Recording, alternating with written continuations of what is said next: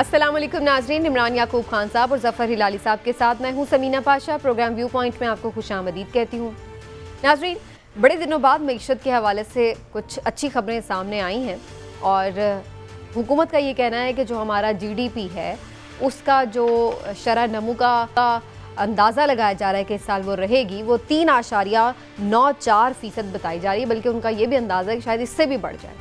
और ये भी मैं आपको बता दूं कि ये GDP जो शरह नमू है हमारी, ये स्टेट बैंक से भी ज़्यादा बता रही है गवर्नमेंट, IMF से भी ज़्यादा बता रही है, आलमी बैंक ने भी जो तखमीना लगाया था कि पाकिस्तान की तरक्की की शरह क्या रहेगी उससे भी ज़्यादा है।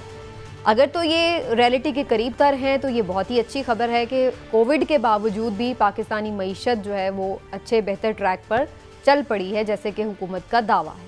लेकिन जब इक्तिसादी सर्वे होगा, साल मुकम्मल होगा, तो उसके बाद ही सही आदाद व शुमार सामने आ सकेंगे। लेकिन बहरहाल उस वक्त तक इस पर तनकीद अभी से शुरू हो चुकी है। अपोजिशन ये कह रही है कि ये फॉल्स फिगर्स हैं जो हुकूमत दे रही है, ये सही फिगर नहीं है, रियलिटी के करीब तर नहीं है।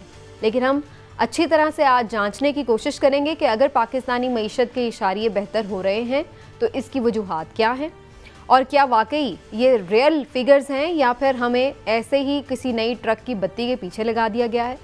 और फिर तीसरी बात ये भी करेंगे कि मईशत को मज़ीद इम्प्रूव कैसे किया जा सकता है और उसका आम आदमी तक, जो सबसे बड़ा सवाल है कि आम आदमी तक उसका असर कैसे पहुँचेगा। इसी हवाले से सबसे पहले आज गुफ्तगू होगी। हम कोशिश करेंगे कि इकनॉमिक एक्सपर्ट साथ मौजूद रहे प्रोग्राम में और उनसे भी राय हम जान सकें। लेकिन पहले ज़रा मैं इमरान साहब से पूछ लेती हूँ, आजकल तो ये भी इकनॉमिक एक्सपर्ट है बल्कि हर चीज़ के ये एक्सपर्ट है। इमरान साहब, ये मोजज़ा कैसे भरपा हो रहा है कि ये नेगेटिव में जाती हुई हमारी GDP अचानक 4 के करीब जाने वाली है बकौल हुकूमत, ये मोजज़े कैसे हो गए हैं कोविड के बावजूद? बिस्मिल्लाहिर्रहमानिर्रहीम। समीना, मैं तो तालिबे इल्म हूँ, मैं तो किसी चीज़ का एक्सपर्ट नहीं हूँ, लेकिन ख़बरें देख के, ख़बरें जान के और कुछ तहकीक करके फिर अपना एनालिसिस करने की कोशिश करते हैं, कहानी बुनने की कोशिश करते हैं। अल्लाह करे कि हुकूमत जो कह रही है ऐसे ही हो, लेकिन मुझे शक पता क्यों है? शक इसलिए कि आपको याद है इसी हुकूमत ने मेरे इसी हरदिल अजीज़ कप्तान की कप्तानी में दावा पिछले साल किया था 3.3 GDP में ग्रोथ का, और फिर बाद में खुद ही कह दिया कि नहीं, वो गलत हो गया था, एस्टीमेट 1.9 हुई है। माना हमने कोरोना की बहुत सारी वजूहात थी, सब कुछ था, लेकिन ये जो दादोशुमार का गोरख धंधा है ना, ये हिलाली साहब या को हमारे जो इकोनॉमिस्ट होंगे वो ज़्यादा इस पर रोशनी डाल सकते हैं। मैं तो सिर्फ इतना जानता हूँ कि जो एक्सपर्ट्स हैं उनकी एक टीम बैठी होती है IMF में, एक टीम बैठी होती है वर्ल्ड बैंक में, एक टीम बैठी होती है हमारे स्टेट बैंक में। बिल्कुल ठीक। हमसे तो ज़्यादा ही वो जानते हैं। अब ऐसा क्या कारनामा हो गया कि वर्ल्ड बैंक भी झूठा हो गया, IMF के तखमीने भी गलत हो गए और हुकूमत का अपना हदफ उससे भी बढ़ गया। हाँ, IMF ने कहा कि ग्रोथ होगी 2%, वर्ल्ड बैंक ने कहा कि 1.5% ग्रोथ होगी। हुकूमत का अपना हदफ था, मेरी हरदिल अजीज हुकूमत का, कि हमारी 2.5 GDP ग्रोथ होगी, जबकि स्टेट बैंक ये कहता था कि 3% होगी। लेकिन ये सारे अंदाजे गलत हो गए और आज आ गया कि 3.94 हमारी ग्रोथ हो गई है। नहीं, ये तखमीना है कि मुकम्मल जब साल होगा तो ना तहमीना। अब बात ये है कि ये गोरख धंधा जो होता है ना इस तरह का, ये अवाम को उलझाए रखते हैं। मैं सिर्फ एक बात जानना चाहता हूँ बतौर एक आम पाकिस्तानी के, 22-23 करोड़ पाकिस्तानियों को इस ग्रोथ रेट से कोई नहीं, ये अल्लाह करे 10% पे चली जाए। उस आम आदमी को मेरा कंसर्न ये है कि एक आम आदमी जिसको जब वज़ीर-ए-आज़म इमरान खान साहब हुकूमत में आए थे उसको आटा मिलता था 35 रुपए किलो, अब कितने रुपए किलो मिल रहा है? अब मिल रहा है 65 रुपए किलो। उसको चीनी मिलती थी 55 रुपए किलो, अब मिल रही है 100 रुपए किलो। अच्छा, उसको ये जो अल्लाह आपका भला करे ऑयल मिल रहा था, वो किस रेट पे था? उसको सब्जियां और दालें किस रेट पे मिल रही थी? बिजली कितनी, और बिजली आ गया जो 14 रुपए फी यूनिट मिल रहा था वो अब पहुंच गया 31-31 रुपए फी यूनिट, जिससे बिजली महंगी होगी, फ्यूल महंगा होगा, दुनिया की हर चीज महंगी होगी। अच्छा, ये मेरा खैर दूसरा सवाल है, इस पर मैं आगे चल के बात करती हूँ कि आम आदमी पर असरात कैसे। लेकिन पहले चूंकि हम सिर्फ GDP के हवाले से फोकस किए हैं तो मैं हिलाली साहब का भी इस पे पॉइंट ऑफ व्यू ले लूँ। हिलाली साहब, کوئی اچھی خبر آئی جاتی ہے تو ہم لوگ بھی ایسے وہ ہو چکے ہوئے ڈیسپریٹ قسم کے کہ ہم اس میں سے بھی کوشش کرتے ہیں نکالتے ہیں کہ نہیں یہ غلطی ہوگی, اچھی خبر آ ہی نہیں سکتی. تو کچھ ایسا تو نہیں ہے معاملہ, یا آپ کو بھی ان کے جو فگرز ہیں وہ کچھ ڈاؤٹ فل لگ رہے ہیں؟ دیکھیے میں نے 2-4 لوگوں سے بات کی ہے آج, وہ بھی کچھ تھوڑے سے ڈاؤٹ فل ہے اس فگرز پہ, اس لیے کہ 4% جو ہمارے لوگ کلیم کرتے ہیں اور ورلڈ بینک کا 1.5 تو انہوں نے بتا دیا ہے, آئی ایم ایف کا 1.3 تھا, اسٹیٹ بینک کا 3% تھا, مگر آئی ایم ایف کا 1.3 تھا. اب دیکھیے اتنا بڑا فرق, دس کائنڈ آف ڈفرنس تو یہ ایکسیڈنٹلی نہیں ہو سکتا ہے. ہاں چلو سچ بات ہے کہ ابھی بھی 2 مہینے رہ گئے ہیں, 2 مہینے اب گروتھ کے لیے, تو پتہ نہیں انہوں نے یا ایسٹیمیٹ کیا ہے یا جو, مگر میں آپ کو ایک چیز اس لیے بتانا چاہتا ہوں کہ مجھے کیوں شبہ ہے. دیکھیے سروسز انڈسٹری میں وہ کہہ رہے ہیں کہ گروتھ ہوا ہے, پتہ کتنا, 4%. اچھا, اگر سروس انڈسٹری 4%, تو سروس انڈسٹری ہوتا کیا ہے؟ وہ ہوتا ہے ریٹیل ٹریڈ, وہ ہوتا ہے ٹریول, وہ ہوتا ہے ٹرانسپورٹ. اب آپ مجھے بتائیں, lockdown, interprovincial movement کو ختم کرو, انٹر سٹی موومنٹ ختم ہو رہا ہے, اور جب آپ ریٹیل ٹریڈ میں جاتے ہیں, آپ کو میں یہ بھی بتاؤں کہ صرف 10% ہمارے جو دکاندار ہیں وہ رجسٹر ہوئے ہیں. تو اس کے معنی یہ, اور یہ 10%, کیا آپ سمجھتے ہیں انہوں نے جس طریقے سے یہ چیخ رہے ہیں اور شور مچا رہے ہیں کہ ہمارا تباہ ہو گیا, لاک ڈاؤن یہ وہ کچھ نہیں ہونا چاہیے, کیا ایسے سچویشن میں پھر بھی ہمارا 4% گروتھ ہوا ہے؟ اس لیے میں کہتا ہوں, میں تھوڑا سا, مجھے بھی کچھ ایسا لگتا ہے کہ بہتر ہوگا ہم تھوڑا ٹھہریں اور اس کے بعد ہمیں پتہ چلے گا کہ کیا ایکچولی کون سے فگرز ہیں. مگر اس وقت تک تو آئی ایم ناٹ کنونسڈ کہ یہ گروتھ اچھا آپ کو کنونس نہیں لگ رہا ہے اتنی ہوئی ہے, اتنی نہیں ہو سکتی. لیکن اس میں ایک چیز ضرور بہرحال کوٹ کروں گی, چونکہ آپ دونوں آج ایک پیج پہ ہیں تو مخالف پیج پہ مجھے ہی ہونا پڑے گا. وہ یہ کہ آپ سیمنٹ کی دیکھیں عمران صاحب, تو فروخت ریکارڈ ہوئی ہے, ریمیٹنسز ریکارڈ ہیں ہمارے اس وقت, جو ہمارا آٹو موبائل کا سیکٹر ہے وہ بھی کہہ رہا ہے کہ ریکارڈ سیل ہوئی ہے. پھر اسی طریقے سے اگر ہم زراعت دیکھیں تو اس میں بھی امپروومنٹ نظر آئی ہے ہمیں اوور آل. تو اگر یہ سیکٹرز کی بھی ہم نکال لیں گروتھ, تو اس لحاظ سے تو پھر گروتھ بہتر ہونی چاہیے تھی نا. جو آپ نے بات کی نا سیمنٹ کی, تو حکومتی دعوے یہ ہیں کہ جو آپ کی ہے کنسٹرکشن انڈسٹری, اس میں 8% گروتھ ہوئی. ٹھیک ہے, انہوں نے ان کو انیشیٹو بھی دیے اور اس میں واقعی بزنس ہو بھی رہا ہے پراپرٹی اور یہ اس سیکٹر میں. لیکن جو آپ نے ریمیٹنس کی بات کی, تو ابھی کل کی خبر ہے, اسٹیٹ بینک پاکستان کے مرکزی بینک کے مطابق جو 32.5% کمی ہوئی ہے ڈائریکٹ انویسٹمنٹ میں. ٹھیک ہے, جو ڈائریکٹ فارن انویسٹمنٹ تھی اس میں 32.5% کمی ہوئی ہے, کمی ہو گئی. ہاں جی, اب جب یہ میں نہیں کہہ رہا, یہ اسٹیٹ بینک کہہ رہا ہے. مسئلہ یہ ہے کہ جب اس طرح کے حالات ہوں گے تو پھر یہ کیسے ہوگا. چلیے ایک میں آپ کا اس پہ ڈیٹیل بھی بات کرتی ہوں, لیکن ڈاکٹر عائشہ غوث پاشا صاحبہ نے ہمیں کر لیا ہے, اور وہ ظاہر ہے اکانومی کو بہتر طریقے سے سمجھتی ہیں, پیم ایل این کی رہنما ہے, تو ہم ایک اپوزیشن کا پرسپیکٹیو بھی اس پہ لے لیتے ہیں, اور ظاہر ہے ان کی ایکسپرٹیز سے بھی فائدہ اٹھاتے ہیں. ڈاکٹر صاحبہ بہت شکریہ آپ کے وقت کا. Thank you for having me. Doctor صاحبہ سب سے پہلے تو آپ سے یہی جاننا چاہ رہے ہیں, جو گورنمنٹ نے تخمینہ لگایا ہے کہ گروتھ پاکستان کے اس مالی سال ہے وہ 3.94 یا اس سے بھی زیادہ بڑھ سکتی ہے, آپ لوگ اپوزیشن لیڈر کا پہ تو اس پہ موقف آ چکا ہے, وہ تو کلیئرلی کہہ چکے ہیں کہ یہ بالکل غلط فگرز دیے جا رہے ہیں. آپ بھی یہی سمجھتی ہیں کہ یہ ڈاؤٹ فل فگرز ہیں, اور کیوں نہیں ایسا ہو سکتا جبکہ ہم دیکھ رہے ہیں کہ کچھ سیکٹرز میں تو اچھی گروتھ نظر آئی ہے؟ دیکھیے وہ لیڈر آف دی اپوزیشن کی تو آپ نے بات بتا دی, بالکل ٹھیک ہے, وہ انہوں نے بیان کی. میں ان کی بات کو اس لحاظ سے آگے بڑھاؤں گی کہ اگر ہم دیکھیں پہلے کوارٹر میں, پہلے 3 کوارٹرز کا جو ڈیٹا آیا ہے, اس میں جو نظر آ رہی تھی ہمیں ٹرینڈ کہ کس طرف اکانومی جا رہی ہے, گروتھ کی کیا پوزیشن ہے, وہ آخری کوارٹر میں ایک دم یک بہک اتنی زیادہ کیسے مختلف ہو جاتی ہے, یہ بات سمجھ میں نہیں آ رہی. گورنمنٹ کو سمجھانے کی ضرورت ہے. ٹھیک ہے, اور پہلے بھی ہم یہ دیکھ رہے ہیں کہ پچھلے 2 سال سے یہ ٹرینڈ چل رہا ہے کہ آپ اکانومی کو جو پروجیکشن آپ کی ہوتی ہے ہم اس سے چینج کر دیتے ہیں. بعد میں شروع میں آپ نے کہا کہ 3.3 اکانومی ہوگی, بعد میں گروتھ ہوگی, بعد میں وہ 1.9% ہوگی. تو یہ انہوں نے ٹریڈیشنلی کیا ہے پچھلے 2-3 سالوں میں. ایگزیجریٹ کرتے ہیں انیشیل ایسٹیمیٹس کو, پروویژنل ایسٹیمیٹس کو, ریوائز ایسٹیمیٹ کو, پھر تھوڑے ریزنیبل کرتے ہیں اور پھر اصل ایسٹیمیٹ تو دیکھیں آپ کہاں جا کے بیٹھتا ہے. تو یہ ٹینڈنسی ہے. مگر ذرا زیادہ جو پریشان کن بات ہی ہے کہ دیکھیں کووڈ کا زمانہ ہے. کووڈ کے زمانے میں اور یہ تھرڈ ویو بہت زیادہ سگنیفیکینٹ رہی. فرسٹ ویو سے بہت زیادہ اس نے اکانومی کو افیکٹ کیا. تو کہاں سے یہ ساری نیگیٹو انویسٹمنٹ, ابھی میں سن رہی تھی فورن ڈائریکٹ انویسٹمنٹ نیگیٹو ہے.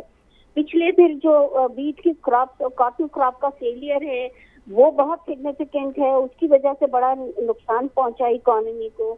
یہ سب چیزیں انڈر ایسٹیمیٹ کی گئی ہے اور بالکل کلیئر واضح انداز میں یہ نظر آ رہا ہے کہ گروتھ کے پروجیکشن جو ہیں شاید یہ پولیٹیکل ایسٹیمیٹ ہے, یہ ہمارا ریئل ایسٹیمیٹ گروتھ ریٹ کا نہیں ہے. اچھا ڈاکٹر صاحبہ, آپ کیونکہ خود اکانومسٹ بھی ہیں اور آپ صوبائی منسٹر بھی رہی ہیں خزانہ, میں آپ سے جاننا یہ چاہوں گا کہ یہ جو ہمارے اس وقت موجودہ وفاقی وزیر خزانہ ہیں, جب ان کے بارے میں یہ خبریں آ گئی تھی کہ وہ وزارت کا حلف اٹھا رہے ہیں, ان کو وزیر خزانہ بنایا جا رہا ہے, اس وقت حلف اٹھانے سے پہلے انہوں نے ایک ٹی وی چینل کو انٹرویو دیا تھا اور اس انٹرویو میں انہوں نے نہ صرف حکومت کی پالیسیز پہ بڑی تنقید کی تھی بلکہ انہوں نے یہ نقطہ بھی اٹھایا تھا کہ ہمیں یہ پتہ ہی نہیں کہ ہماری اکانومی کس سائیڈ پہ جا رہی ہے, کس طرف جا رہی ہے.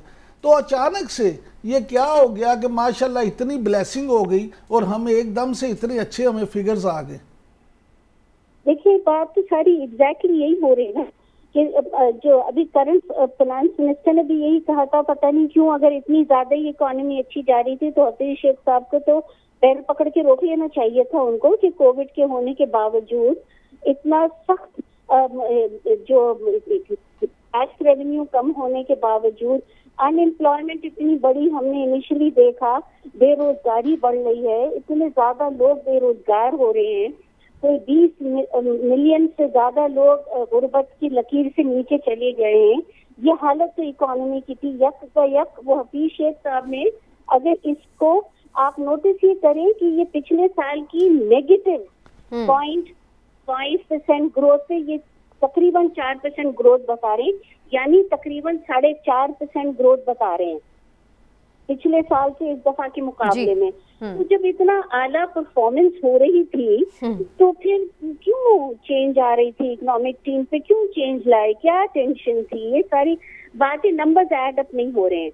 اب دیکھنے کی بات یہ کہ انہوں نے کیا کیا چیزیں اس وقت انڈر ایسٹیمیٹ کی. اور میں ایک اور چیز آپ کو بتانے والی ہوں, یہ تو صرف آپ 4% بتا رہے ہیں کہ جی ڈی پی کی گروتھ ہے, یعنی جو ہماری اندرونی ملک کی اکانومی ہے, انکم ہے. اگر اس میں آپ ریمیٹنسز ایڈ کر کے گراس نیشنل انکم کی بات کرتے اس میں تو ماشاءاللہ یہ 7% سے زیادہ گروتھ دکھا رہے ہیں. کیا آپ کو یقین آ رہا ہے کہ اس وقت اکانومی جو اگر ریمیٹنسز انکلوڈ کریں, یعنی جس کو ہم کہتے ہیں گراس نیشنل انکم, اس میں یہ 7.7 پرسینٹ گروتھ بتا رہے ہیں. ریمیٹنسز ابھی تک ہمیں پتا ہے کہ اچھی گرو کر رہے تھے, 24% بہت اچھی گروتھ تھی. سڈنلی ایک دم سے اس کو 40% دکھا دیا. اچھا, تو آپ کو لگتا ہے کہ یہ کچھ اس میں ہیر پھیر ہو رہا ہے. لیکن ایک چیز میں آپ سے ضرور جاننا چاہوں گی ڈاکٹر صاحبہ کہ جب حکومت کو آپ لوگوں نے آئینہ دکھانا ہوتا ہے, تنقید کرنی ہوتی ہے, تو آپ لوگ کہتے ہیں کہ جی ڈی پی ہمارے دور میں 5.5 5.7 تک چلا گیا تھا جو آپ لوگ نیگیٹو میں لے گئے. اب اگر وہی جی ڈی پی حکومت یہ کہہ رہی ہے کہ یہ بڑھا ہے, اور اگر اللہ کرے کہ صحیح فگرز ہوں ان کے اور صحیح واقعی سمت میں ہوں, تو پھر کیا یہ پیمانہ نہیں ہے اس چیز کا کہ معیشت بہتر ہو رہی ہے؟ یا پھر اب وہی ہم بات کریں جو عمران صاحب کہہ رہے ہیں کہ عام آدمی کو تو کچھ نہیں مل رہا, پھر ہم یہ تنقید کرتے ہیں حکومت پر؟ دیکھیے, گروتھ کا یقیناً ایک عام آدمی کی اگر آپ کوالٹی زندگی کی دیکھیں گے تو انکم کتنی اس کے پاس ہے, آپ یہ معیار دیکھتے ہیں.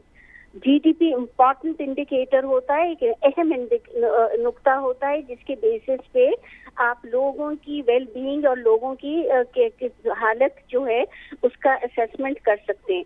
इम्पोर्टेंट बात ये है कि नंबर सही है या नहीं है।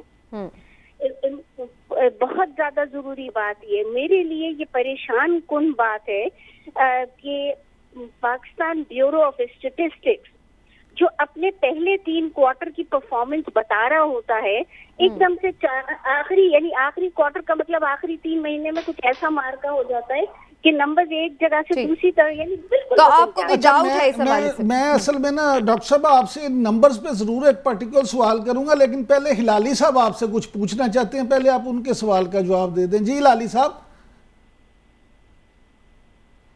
नहीं, मैं सिर्फ ये पॉइंट आउट करना चाहता हूँ कि जो भी हमारे रिजर्वेशंस हो फिगर्स पे, जब आप बात कर रहे हैं शौकत तरीन के बारे में, उसने क्या कहा आने के पहले और अब क्या हो रहा है, मेरे ख्याल में ये एक हमें मानना पड़ेगा कि उसने ये कहा था कि इकॉनमी का जो तरीका है इकॉनमी चलाने, वो तरीका मेरा और मेरे प्रीडेसेसर का मुख्तलिफ है, बिल्कुल मुख्तलिफ है। और जब मैं आऊँगा मैं वो चीज़ें करूँगा जो मैं समझता हूँ हमें ग्रोथ दे, और स्टेबिलिटी पे मैं नहीं कॉन्सेंट्रेट करूँगा। और साथ साथ वो कहने लगा मिसाल के तौर पे कि हफीज़ शेख ने IMF के साथ एग्री किया था कि 25% बिजली का प्राइस बढ़े जाए। कहता है मैं वो नहीं करूँगा, मैं ऐसे करूँगा कि मैं उसका जो फिगर है जो उसने कहा है कि हमें इस इतना कलेक्ट करना चाहिए, इतने पैसे बचाना चाहिए, मैं टैक्स लगा के नहीं बचाऊंगा, मैं इलेक्ट्रिसिटी में मैं टैक्स कलेक्ट करके बचाऊंगा। साथ साथ उसने ये कहा कि हमें इंटरेस्ट रेट को नहीं बढ़ाना चाहिए, हम चाहते हैं ज़्यादा इकोनॉमी एक्टिविटी हो, और मगर हमें खाने के प्राइसेस जो हैं उसको कम करना है। और वो तरीका, इसलिए वो मेरा जो तरीका है वो कह रहा था सबको कि ये प्रॉब्लम जो है ये डिमांड का नहीं है, डिमांड के प्रॉब्लम के लिए आप इंटरेस्ट रेट्स बढ़ा सकते हैं, ये सप्लाई का प्रॉब्लम है। इसका मतलब यह है कि इंटरनेशनल रेट्स बढ़ गए हैं, जैसे आपने कहा तेल का बढ़ गया है इंटरनेशनल रेट, व्हीट का भी बढ़ गया है इंटरनेशनल रेट। तो ये तो बात सही है, हमें जो भी इकोनॉमी के फिगर्स हैं, सही कह रहे हैं हिलाली साहब, वो हमें ज़ाहिर कॉन्टेक्स्ट में तो देखने पड़ेंगे कि चीजें बाहर कैसी हुई हैं या इस तरह। लेकिन डॉक्टर साहब को मैं थैंक यू करता हूं। आपको एक सवाल, डॉक्टर साहब मैं एक आपसे सवाल सिर्फ ये जरूर आखिरी पूछना चाहूंगा कि ये जो अभी आपने खुद इस पे फिगर्स के हवाले से जिस परेशानी का इजहार किया, तो क्या ये वैसे मुमकिन होता है कि स्टेट बैंक, IMF, इवन आपका अपने इदारे जो प्रेडिक्ट करें और उसमें इतना एकदम से फर्क आ जाए? क्या आप समझती हैं कि ये पॉसिबल भी है? ये पॉसिबल ही नहीं है, इसमें सिवाय फिगर्स के इदाद-ओ-शुमार के गोरख धंधे के और कुछ नहीं है। देखिए मेरा बिल्कुल क्लियर असेसमेंट ये है कि ये ओवरस्टेटेड नंबर्स हैं। ये सिर्फ इस वक्त पॉलिटिकली नंबर्स, ये ग्रोथ रेट के बढ़ा चढ़ा के कि बड़ी अच्छी इकोनॉमी बढ़ाई जा रही है। हम सब जानते हैं कि इकोनॉमी पे आम आदमी बिल्कुल परेशान है इस हुकूमत से, ये इसका वीक पॉइंट है। तो आपको लगता है ओवर एस्टिमेटेड है? ठीक है डॉक्टर साहब, बहुत शुक्रिया आपके वक्त का। हमें एक ब्रेक की तरफ जाना है और उस पर ये बात हमारी बाकी है कि जाहिर सी बात है अगर हुकूमत बढ़ा चढ़ा के दिखा भी देगी तो आप कब तक धूल झोंक सकते हैं? जाहिर है कि हकीकत सामने आ जाएगी तो फिर इसका हुकूमत को फ़ायदा होगा या उल्टा और नुकसान ही हो जाएगा। थोड़ा इस पर भी देखना होगा कि ये कोई पॉलिसी इतनी कारगर साबित हो सकती है कि धूल झोंकी जाए आवाम की आंखों में। एक ब्रेक के बाद मज़ीद बात करते हैं।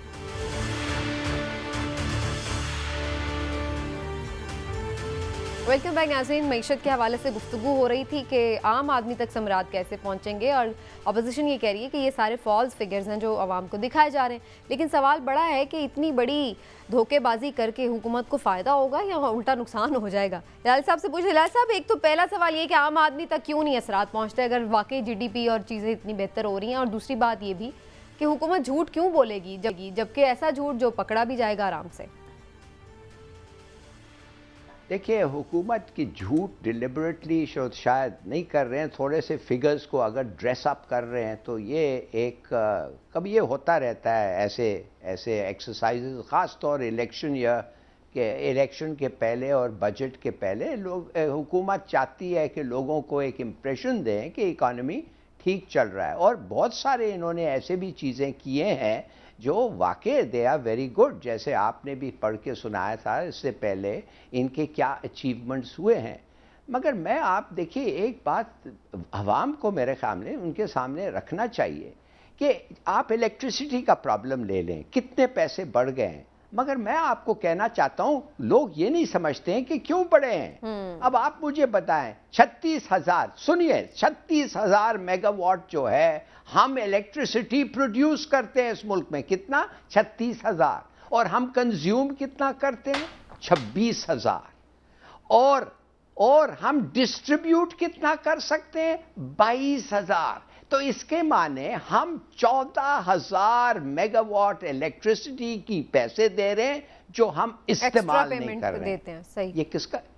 ये किसका कसूर है भाई? ये तो इस गवर्नमेंट को सब लोग आके गालियां देते हैं, मगर ये किसका कसूर है? उनका कसूर है जो चोरी करके कमीशंस लेके खामखा आईपीपी प्रोजेक्ट साइन करने लगे, ये उनका कसूर है। दूसरी बात, मिसाल के तो फिर आपको मैं बताता हूं, $800 बिलियन हम कहते हैं हम पब्लिक सेक्टर में खर्चेंगे, कीमतें ड्रॉप, जॉब्स और ये वो क्रिएट करने के लिए। क्या हुआ? इस वक्त तक $800 बिलियन इस साल खर्चना है। आपके ख्याल में हमने कितना खर्चा है? सिर्फ 280 बिलियन रुपया खर्चा है। क्यों? इसलिए कि 2 महीने अब रह गए, हम समझते हैं कि 200 मिलियन खर्चेंगे, फिर भी सिर्फ आधा जो हम बजट करते हैं खरीदेंगे। क्यों? इसलिए कि 50% जो ये सब्सिडीज है, मिसाल के तौर पे इसके पैसे देने पड़ेंगे, फिर पावर लॉसेस के पैसे देने पड़ेंगे, एहसास प्रोग्राम है, इंटरेस्ट है। तो मैं सिर्फ आपको ये कहना चाहता हूं कि हमारे जो भी इंटेंशंस हो, इरादे हो, अफसोस से हालात ऐसे हैं, डेट इतना उन्हें है, भी हमें देखना पड़ेगा। सही है, हमें उधर से लेके उधर जाना पड़ता है। ठीक है, ये इस गवर्नमेंट का कसूर लेट्स मूव फॉरवर्ड। सब आए हैं, ठीक है, नहीं ये तो हम कह भी नहीं, हम तो ये सिर्फ कह रहे हैं कि एस्टिमेट रियल है या नहीं, बाकी बिल्कुल कॉन्टेक्स्ट में गुफ्तगू हो सकती है। नहीं, लेकिन समीना मैं ये कहता हूँ कि बिल्कुल सारा कसूर इस गवर्नमेंट का नहीं है, लेकिन इसका मतलब ये नहीं है कि ये गवर्नमेंट बिल्कुल बेकसूर है। हिलाली साहब जो फरमा रहे थे कि बिल्कुल हिलाली साहब जो फरमा रहे थे कि हम सिर्फ 22,000 मेगावाट कर सकते हैं, उसकी वजह क्या है? ट्रांसमिशन लाइंस नहीं है। तो इस हुकूमत ने ट्रांसमिशन लाइंस को बेहतर करने के लिए कुछ किया? नहीं किया। आपको ये देखें कि इन्हें भी तो अपना हिस्सा कुछ ना कुछ डालना चाहिए। जब जो प्रॉब्लम्स थी उनको सॉर्ट आउट तो इन्होंने नहीं करना। मुत्तहिदा का जो इदारा UNDP, उसके मुताबिक पाकिस्तान की जितनी आमदनी होती है उसमें से 50% जो है वो तकरीबन जो अमीर तरीन तबका है, जिसको हम इशराफिया कहते हैं या डॉक्टर शाहिद मसूद बदमाशिया कहते हैं, वो ले लेते हैं, और गरीब तबके को सिर्फ क्या मिलता है? 7%। तो जब ये हालात होंगे तो फिर जो चीजें हो सकती हैं इस्लाहात, वो तो करनी जरूरी थी। और अगेन वही बात है कि सही फिगर हो या फिगर हो, बात वही आ जाती है कि कहते हैं कि जब चांद चढ़ता है, निकलता है तो सब देखते हैं। तो जब मईशत अच्छी होगी तो आप जितने मर्जी अच्छे फिगर्स दें या ना दें, इनको दाद तो दें। ये इस गवर्नमेंट को दाद तो दें। दैट्स वेरी ट्रू कि अगर कोविड के बावजूद है, नहीं आपकी बात सही है हिलाली साहब, इनको दाद इस बात पे दें जी, दे ले कैसे सही है यार, आप सुना ही नहीं। दे ले दाद दे ले। मैं कह रहा हूं कि इन्होंने 8 साल में हमें जो इंटरेस्ट पेमेंट करना था, इन्होंने निगोशिएट करके 16 साल कर दिया है। इसके मतलब 50% रिडक्शन हुआ है। ये नहीं कि खत्म हो गया, अब देर से हम दे सकते। देखिए ये जो हैं, दाद दें इनको, कोशिश कर रहे हैं, इनका डिफिकल्ट सिचुएशन है। बिल्कुल सही। और कोविड के बावजूद भी अगर वाकई ये रियल फिगर्स हैं तो फिर भी दाद देनी बनती है। और अगर जो बिजली की बात है, उन मुआहदों पर भी रीनिगोशिएशंस हो जाती हैं तो वो भी दाद देने वाली बात है। तो दाद खुल के देंगे जब सारी चीजें हो जाएंगी। आगे बढ़े को भी दाद देंगे और हिलाली साहब को भी, जो हमें मजबूर करते हैं कि हम दाद दें। चलें जी, کچھ باتوں پہ تو داد دی جاتی ہے لیکن کچھ باتوں پہ تنقید بھی ہوتی ہے، اور نیب ایک ایسا ادارہ بن چکا ہے جس پر ہر طرف سے تنقید ہی ہو رہی ہوتی ہے، چاہے وہ عدالتیں ہوں، اپوزیشن بھی بس کہہ رہی ہے کہ اس کو بند ہو جانا چاہیے، کسی کام کا ادارہ نہیں ہے، اور اب اور تو اور حکومت بھی اس سے نالاں ہے۔ پرائم منسٹر صاحب نے حال ہی میں نیب کے بارے میں کیا کہا ہے، ذرا سن لیجیے۔ ہماری بھی نیب فنکشن کر رہی ہے 20-23 سالوں سے، لیکن کرپشن کے اوپر قابو نہیں پا سکی۔ وجہ یہ کہ ہم چھوٹے لوگوں کو پکڑتے ہیں۔ چائنیز نے ہمیں یہ بتایا کہ اصل میں جب اوپر کی کرپشن کو ہاتھ ڈالتے ہیں تب ایک ملک میں کرپشن کم ہوتی ہے۔ اور فواد چودھری صاحب نے ہی اس بات کو مزید ایکسپلین کیا ہے کہ اوپر کی کرپشن اور یہ ہر کیس کو پکڑنا صحیح تھا یا منطقی انجام تک پہلے ڈیفرنٹ کیسز کو پہنچانا ٹھیک تھا، انہوں نے کیا ایکسپلین کیا، سن لیجیے۔ پہلے دن سے جو ہمارا اختلاف کہہ لیں یا جو سجیشن ہے وہ یہ ہے، نیب اپنے آپ کو اتنا زیادہ بڑا نہ کرے کہ وہ کسی کیس کو منطقی انجام تک نہ پہنچا سکے۔ ہم چاہ رہے تھے کہ نیب اپنے آپ کو مخصوص جو بڑے مقدمات ہیں جس میں لوگ چاہتے ہیں کہ وہ منطقی انجام تک پہنچے ان تک محدود کریں، ان کیسز کو ہم الٹیمیٹ جو ہے وہ منطقی انجام تک پہنچائیں، وہاں سے آگے چلیں۔ تو نیب وہ ہے کہ جس سے اپنے بھی ناخوش ہیں، نالاں ہیں اور بیگانے بھی۔ اس وقت ہمارے ساتھ آج اسپیشل گیسٹ موجود ہیں، جناب نیب کے سابق عہدیدار ہیں، سابق ڈپٹی پروسیکیوٹر نیب راجہ عامر عباس صاحب۔ ان سے تھوڑی جاننے کی کوشش کریں گے کہ کتنا قصور ہے اس نیب کا اور کتنی تنقید ان کی جائز ہے۔ بہت شکریہ آپ کا راجہ صاحب۔ سب سے پہلے تو یہی فرما دیجیے، آپ کو لگتا ہے کہ فوکس ٹھیک نہیں رہا نیب کا احتساب کے حوالے سے، بجائے اس کے کہ سٹیپ بائی سٹیپ چلتے ایک ساتھ کرنے کی کوشش کی گئی بہت کچھ اور اس میں پھر کچھ بھی نہ ہو پایا؟ دیکھیے سمینہ، سب سے پہلے تو ذاتی طور پہ میں جناب عمران خان صاحب کی اس سٹیٹمنٹ کو اپریشیٹ نہیں کرتا کہ جناب وہ اب 3 سال کے بعد یہ بات کر رہے ہیں، کیونکہ آپ تو آئے تھے اکاؤنٹیبلٹی کا نعرہ لے کے۔ آپ کی یہ ڈیوٹی بن رہی تھی، آپ کے سامنے یہ سب کچھ تھا۔ اگر ہم نیب کی ہسٹری دیکھتے ہیں تو بالکل یہ باتیں درست ہیں کہ نیب جو ان سے ہے وہ احتساب کرنے کی بجائے ایک پولیٹیکل وکٹمائزیشن کرتا تھا، ماضی میں پولیٹیکل آرم ٹوسٹنگ کرتا تھا، کنگز پارٹیز بناتا تھا۔ لیکن جب آپ آئے تو آپ کا یہ کام تھا کہ اس کو ادارے کو ری سٹرکچر کریں، اس کو درست کریں، قانون کو اگر آپ نہیں چینج کریں تو کم از کم ادارے کی ری سٹرکچرنگ ہو سکتی ہے۔ اس میں سے پولیٹیکل اپوائنٹمنٹس جو پچھلے ادوار میں ہوئی تھی، جو فیسیلیٹیٹ کرنے کے لیے بیٹھے ہوئے تھے، ان ادوار کے جو لیڈرز تھے انہیں آپ بیٹھیے چیئرمین نیب، یہ کہہ دینا کہ جی وہ ایک انڈیپینڈنٹ ادارہ ہے، وہ انڈیپینڈنٹ ادارہ ہے انویسٹیگیشن کی حد تک، لیکن ایڈمنسٹریٹیولی آپ اس کو بجٹنگ کرتے ہیں، آپ سے پیسہ جاتا ہے تو آپ بیٹھیے، آپ چیف جسٹس صاحب سے بات کریں، کیونکہ سپریم کورٹ اور عدلیہ بھی اس کا ایک امپورٹنٹ حصہ ہے۔ ہمارے ہاں جو فیصلے خالی نیب بڑے لوگوں کے جو ان سے ہے کیسز کو چھوڑ دیتا ہے، ایسا نہیں ہے۔ اگر آپ دیکھیں تو عدلیہ سے بھی ہمیں جو فیصلے مل رہے ہیں وہ ایک عام آدمی کو کبھی ضمانت نہیں ملتی، لیکن جب یہ بڑے لوگ عدلیہ کے پاس دروازہ نوک کرتے ہیں تو انہیں سیم ڈے ریلیف دیا جا رہا ہے، جس کی نظیر ہماری قانونی ہسٹری میں نہیں ہے۔ انہیں ایک دن میں ان کی پٹیشنز فائل ہوتی ہیں، لگتی ہیں، لیکن اس میں تو عدلیہ یہ کہہ رہی ہے کہ نیب اچھی تفتیش ہی نہیں کر رہا، شواہد ہی پیش نہیں کر رہا، ثبوت ہی نہیں ہے، بلکہ ریفرنس ہی بعض اوقات تو انویسٹیگیشن ہی نہیں شروع کرتا۔ بہت سارے معاملات میں ایسے بھی ہم نے دیکھے ہیں عدلیہ کے ریمارکس۔ جی سمینہ، میں خود 30 سال سے پریکٹس کر رہا ہوں۔ عدلیہ کو یہ تب نظر آتا ہے کہ تفتیش اچھی نہیں ہو رہی جب ان بڑے لوگوں کے کیسز آتے ہیں اور ان کے جو ہم فیصلے دیکھتے ہیں وہ 80 90 صفحات کے ہوتے ہیں، جبکہ ایک عام آدمی کا ضمانت کی جب ایک پٹواری کی یا کسی اور کی درخواست لگتی ہے اس کو فوراً سے پہلے ریجیکٹ کر دیا جاتا ہے، ضمانت نیب کے کیس میں نہیں دیتے اور وہاں پہ کوئی اس قسم کے کامنٹس نہیں آتے۔ اٹ از ویری انفارچونیٹ کہ سپریم کورٹ کا ایک جج کہتا ہے کہ ماں سوائے ہارڈشپ کے، ایکسٹریم ہارڈشپ کے آپ کو ضمانت نہیں ملے گی، دوسرا ہائی کورٹ کہتا ہے کہ میرٹس پہ یہ کیس تو بنتا نہیں، نیب تو اس کو کنیکٹ نہیں کر سکا، تیسرا ہائی کورٹ کچھ اور فیصلہ کرتا ہے۔ تو اگر آپ نے ملک سے کرپشن کو ختم کرنا ہے تو پھر ان تمام اداروں کو مل کے کرپشن کے خلاف کام کرنا ہوگا۔ آلدو نیب میں کیپیسٹی کا مسئلہ ہے، نیب میں پروسیکیوشن اتنی ویک ہے کہ آپ حیران ہوں گے کہ جو پروسیکیوشن جس کو سپریم کورٹ اور ہر کوئی کہتا رہا ویک ہے، اسی پروسیکیوٹر جنرل کو اب تو ویسے پچھلے دنوں میں کچھ کیا تھا، نیب کی نئی کورٹس بھی بنائی جا رہی تھی، اصلاحات بھی لائی جا رہی تھی، میں اس پر آپ کا کامنٹ لیتی ہوں، لیکن جو آپ نے پوائنٹ آؤٹ کی چیزیں میں ذرا عمران صاحب کی رائے ضرور اس پہ لینا چاہوں گی۔ عمران صاحب، وہ کہہ رہے ہیں صرف نیب پہ ملبہ نہیں گرایا جا سکتا کہ اگر کمزور احتساب ہو رہا ہے، اس میں اور بھی ادارے اور خود حکومت پہ بھی ذمہ داری ہے۔ سمینہ، نیب کے حوالے سے دو چیزیں ہیں کہ اگر حکومت اور اپوزیشن دونوں اس پہ تنقید کر رہے ہیں تو اس کے دو ہی مطلب ہے، یا تو نیب بالکل فارغ ہے، کچھ نہیں کر رہی، اور یا پھر اتنا اچھا کام کر رہی ہے کہ دونوں ہی اس سے تنگ آ گئے۔ یہ بات مجھے یہ لگتا ہے کہ یہ جو جیسے کیونکہ خود بھی ڈپٹی پروسیکیوٹر رہے ہیں نیب کے راجہ صاحب، تو ان کی رائے زیادہ صاحب ہے۔ اب دیکھیں ہو کیا رہا ہے، نیب نے بنیادی دو شعبے ہوتے ہیں نا نیب کے، ایک انویسٹیگیشن اور دوسرا پروسیکیوشن۔ اب عدالتوں نے سزا دینی ہوتی ہے پروسیکیوشن جو کیس بناتی ہے اس بنا پہ۔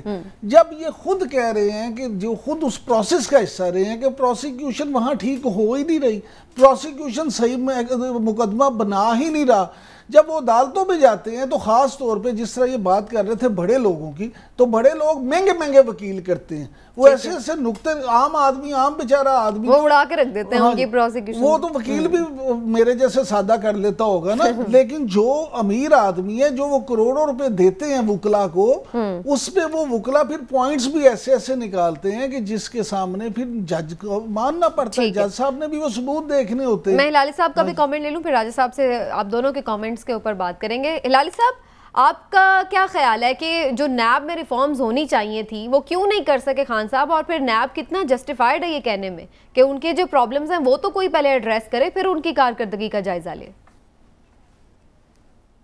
دیکھیے، افسوس سے یہ کہنا پڑتا ہے کہ انگریزی میں ایک محاورہ ہے that a bad workman blames his tools۔ اب نیب تو ایک ٹول ہے، پولیس فورس تو ایک ٹول ہے، ان کا اچھا یا برا ہونا کوئی ایسی بڑی بات نہیں ہے۔ ایکچولی پرابلم یہ ہے کہ آپ نے لیگل ریفارمز نہیں کیا، آپ نے ریفارم کی طرف نہیں گئے۔ بھائی عمران خان صاحب، آپ آئے اکاؤنٹیبلٹی، آپ ریفارمز کریں۔ مثال کے طور پہ میں آپ کو دو ایگزامپل دیتا ہوں۔ ڈسکریشن، اب یہ رنگ روڈ کا سکینڈل میں کیا پرابلم ہے؟ یہ رنگ روڈ کا سکینڈل میں یہ پرابلم ہے کہ کمشنر صاحب کے پاس ڈسکریشن تھا کہ اس کا الائنمنٹ بدلنے کے لیے۔ اب کمشنر نے ایک دفعہ بدل دیا اور پھر بعد میں لوگ کہتے ہیں اس لیے کہ اس کا کوئی پرسنل انٹرسٹ تھا، پھر بدل دیا۔ مگر بھائی آپ نے اس کو، آپ کے قانون میں اس کا حق بنتا ہے، وہ بدل سکتا تھا۔ ڈونٹ گیو ہم ڈسکریشن۔ جیلانی جو پرائم منسٹر تھا پاکستان پہ، اریسٹ ہوا۔ کیوں اریسٹ ہوا؟ کہ 400 لوگوں کو وہ ریکروٹ کیا۔ گیلانی 400 لوگوں کو وہ ریکروٹ کیا۔ لوگوں نے کہا تو کورٹ نے کہا نانسنس، تم ایسے ہی نہیں ریکروٹ کر سکتے ہو، کوئی ٹیسٹ کچھ نہیں۔ اس کو سزا ملی؟ بالکل نہیں، ہی گاٹ آف۔ کیوں؟ وہ کہہ رہا ہے پڑھو قانون کو، قانون میں لکھا ہوا ہے کہ میں کر سکتا ہوں، آئی ہیو ڈسکریشن۔ یہ جو ڈسکریشن ہے یہ گورو نے لایا تھا۔ ویٹ، ہاں، یہ ڈسکریشن جو ہے یہ گورو نے لایا تھا، کلونیل نے، وہ اپنے پاس اختیار رکھنا چاہتے تھے جب ادھر بیٹھے ہوئے تھے اور ہم لوگوں کو وہ رول کرتے تھے۔ Get rid of it, change the law. لیکن اس کے لیے بڑا ضروری ہے نا کہ پھر اپوزیشن اور حکومت مل کے بیٹھے، لیکن ہم نے دیکھا کہ جب نیب کے ریفارمز کی بات ہوئی تو پھر اپوزیشن نے کچھ چیزیں دی جس پہ حکومت نے یہ کہا کہ جی یہ لیے این آر او مانگ رہے ہیں، اور اس کے بعد پھر دوبارہ کبھی بیٹھ ہی نہ سکے۔ تو یہ پھر معاملہ آخر حل کیسے ہوگا، اس پر بھی بات ہوگی مزید، لیکن ایک بریک کے بعد ہمارے ساتھ رہیے گا۔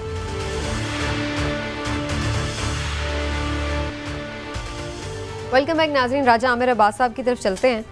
راجہ صاحب، کافی ہم نے پوائنٹ آؤٹ تو کر لی چیزیں کہ کچھ ذمہ داری عدلیہ کی بھی ہے، گورنمنٹ کی بھی ہے، نیب کی بھی کچھ خامیاں ہیں جو ٹھیک ہونی چاہیے، لیکن سوال وہی آ جاتا ہے کہ آخر منطقی انجام تک یہ کیسز گیون سرکمسٹانسز میں پہنچیں گے یا نہیں؟ کیسے امپروو کیا جا سکتا ہے نیب کی کارکردگی کو اس حوالے سے؟ دیکھیے، ایک تو نیب کی جو ول ہے نا، اس پہ بھی بڑے کوشچن مارک ہیں۔ نمبر 2، اب نیب ریفرنس بناتا ہے جس میں ان نیسیسری 80، 90، 100 گواہان کی فہرست دے دی جاتی ہے۔ ایک اتنا بڑا پلینتھورا آف کتابوں کا فالتو کے کاغذات عدالت میں داخل کر دیے جاتے ہیں کہ یہ کیس ختم ہی نہ ہو پائے، یہ چلتا رہے، 80-90 گواہ جب آئیں گے کچھ غائب ہو جائیں گے، جس کی قطعاً ضرورت نہیں. لیکن کوئی شخص اگر وہاں پہ سمجھتا ہے کہ پروسیکیوشن کس چیز کا یا کس بلا کا نام ہے تو وہ ان تمام گواہوں کو سائٹ پہ کرے گا، اور نیب کی انویسٹیگیشن کے دوران ایسی چیزیں سامنے آئیں گی کہ آپ کے 8-10-12 گواہ سے زیادہ ضرورت نہیں. پھر حکومت کو کہا گیا تھا کہ نیب کورٹس کو بڑھائیے، ابھی تک ہمیں 8-9 ماہ گزر چکے ہیں، وہ نہیں نظر آ رہی. پھر نیب کے اپنے اندر جو انویسٹیگیٹرز ہیں ان کی کسی قسم کی ٹریننگ نہیں ہوتے، میجورٹی آف دیم وہ نئے لڑکے ہیں، گریجویشن کے بعد آ گئے اور اس کے بعد انہوں نے پروسیکیوشن شروع کر دی. اور number 2 again I would say کہ اس میں ابھی تک پولیٹیکل اپوائنٹیز بیٹھے ہوئے ہیں، انہیں نکالنے کی ضرورت ہے. پھر نیب عدالتوں میں جو ڈسکریشن ہے کہ آصف زرداری کا کیس ابھی ایک چل رہا تھا، جو نیب کی کورٹ میں پہلا کام ہوتا ہے فریمنگ آف چارج، جو پہلے دن یا دوسرے دن ہونا ہوتا ہے، اس میں 1 سال لگا دیا فاروق ایچ نائک صاحب نے کہ جناب وہ آج یہ درخواست، آج وہ درخواست. تو عدالتوں کو بھی جو نیب کے ججز ہیں، آپ بیٹھیے چیف جسٹس پاکستان کے ساتھ کہ جناب ان کو بتائیے کہ یہ سمری پروسیڈنگز ہوتی ہیں، نیب کی لا میں ہے کہ اس کو 30 یا 40 روز میں ختم ہونا ہے، ان تمام چیزوں کو فالو کریں. تو بات یہ ہے کہ حکومت کی طرف سے بھی کوئی ایسا شخص ہے کہ جو نیب کو اور ان قوانین کو سمجھتا ہے. آپ بھلے سے بیٹھیے چیف جسٹس کے ساتھ، کیونکہ وہ چیف جسٹس عدالت میں تو وہ آپ کا فیصلہ دیتا ہے، لیکن اپنے چیمبر میں وہ ایڈمنسٹریٹو کام بھی کرتا ہے. تو ان چیزوں پہ ایڈریس ہونا چاہیے. بالکل صحیح کہہ رہے ہیں آپ. یہ ہوتا ہے. ٹھیک ہے، بالکل صحیح ہے اس پہ. لیکن عمران صاحب آپ کو لگتا ہے کہ اپوزیشن اور گورنمنٹ مل کر کوئی اصلاحات کر سکتی ہیں؟ جیسے میں نے ذکر بھی کیا کہ یہ تو آپس میں پھر الجھ پڑتے ہیں. کیوں نہیں کر سکتے؟ اچھا ہاں بالکل کر سکتے ہیں، اور بہت جلدی کر سکتے ہیں. جیسے ابھی راجہ صاحب مجھے تو امید نہیں ہے. میں آپ سے عرض کرتا ہوں، آپ نے پوچھا کہ کر سکتے ہیں یا نہیں، میں کہتا ہوں کر سکتے ہیں. یہ اگلی بات ہے کہ کریں گے یا نہیں. اس کی بنیادی وجہ یہ آپ دیکھیں، ایک دن وزیر اعظم صاحب فرما رہے ہوتے ہیں، ابھی 4 جنوری کو انہوں نے کہا تھا اسی سال کی کہ نیب تو بہت اچھا کام کر رہا ہے اور انہوں نے تو کمال کر دیا ہے. اب وہ کہتے ہیں، اس پہ تنقید کرتے ہیں کہ جی وہ تو بالکل کام ہی صحیح نہیں کرتا. اصل معاملہ یہ ہے کہ نیب کو ابھی تک ہم نے احتساب کا ادارہ بننے نہیں دیا. وہ مسلم لیگ نون ہو، وہ پیپلز پارٹی ہو، وہ پی ٹی آئی ہو، تمام حکومتیں ہمیشہ یہ کوشش کرتی رہی ہیں کہ اس کے ذریعے سے وکٹمائزیشن کی جائے، اپنے جو مخالفین ہیں ان کو کیفر کردار تک پہنچایا جائے. کیفر کردار کہہ رہے ہیں انورٹڈ کامز میں، جو وہ چاہتے ہیں. صحیح ہے.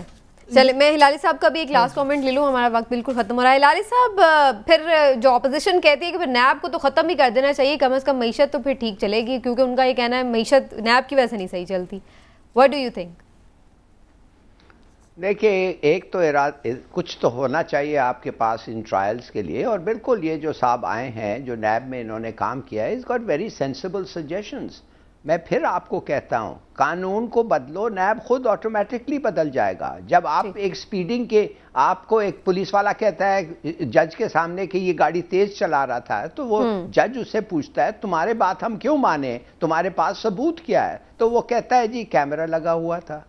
What I'm trying to say is laws ایسے بنائیں، ایک دروازہ جب آپ دیکھتے ہیں کرپشن پاسبل ہے، بند کریں اس دروازے کو.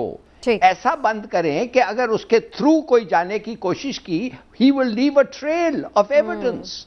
تو قانون کو ٹھیک کرو، قانون کو ٹھیک کرنا ہے اور اس کے ساتھ ساتھ ریفارمز کی طرف آنا ہے. راجہ عامر عباس صاحب، آپ ساتھ موجود رہے، آپ کا بہت بہت شکریہ.